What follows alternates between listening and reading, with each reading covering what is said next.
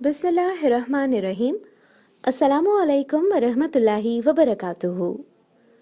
منتخب اقتباس، اخلاص کسے کہتے ہیں؟ جنید بغدادی رحمۃ اللہ علیہ کہتے تھے، میں نے اخلاص ایک حجام سے سیکھا۔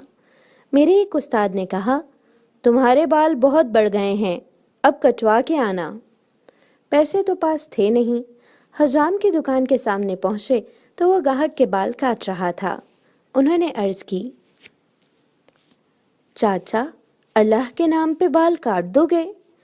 یہ سنتے ہی حجام نے گاہک کو سائڈ پہ کیا اور کہنے لگا، پیسوں کے لیے تو روز کاٹتا ہوں، اللہ کے لیے آج کوئی آیا ہے۔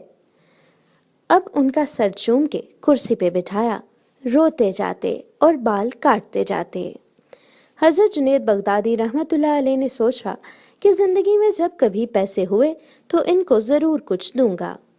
عرصہ گزر گیا، یہ بڑے صوفی بزرگ بن گئے۔ ایک دن ملنے کے لیے گئے، واقعہ یاد دلایا اور کچھ رقم پیش کی تو حجام کہنے لگا، جنید تو اتنا بڑا صوفی ہو گیا، تجھے اتنا نہیں پتہ چلا، جو کام اللہ کے لیے کیا جائے اس کا بدلہ مخلوق سے نہیں لیتے۔ اگر آپ کو یہ اقتباس پسند آیا تو اس ویڈیو کو لائک اور شیئر ضرور کیجیے اور میرے یوٹیوب چینل کو سبسکرائب کرنا نہ بھولیے۔ ہما شاہد۔